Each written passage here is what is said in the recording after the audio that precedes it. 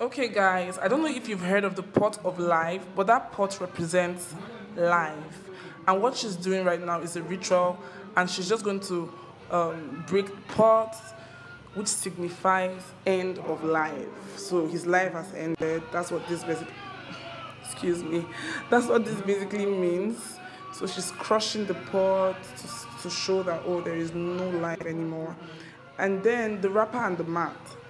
She's going to start with the wrapper, and this wrapper just signifies the wrapper he slept with when he was alive, you know. So they're just going to tear that apart to show that, oh, you don't have any business in the land of the living anymore, stuff like that. So she's just tearing the wrapper, you know.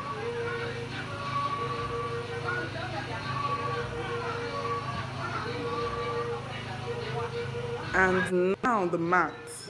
So the mat represents the bed he slept on while he was on earth. That's the space he had on earth. So she's also going to tear that apart. And now she has a kola nut in her hand and she's praying. She's saying, oh, go in peace, journey mercies, rest well. She's just praying and saying nice words. And then she's going to put the kola nut beneath the mat. Okay, she's breaking the kola nut first. So after breaking it, she's going to keep it right there. And all those things are going to be buried after 1 week. Yeah? So this woman right here is the eldest woman in my family. She's celebrating her birthday on the 11th of next month. She's going to turn 83. So she's the eldest. That's why she's the one performing this particular rite.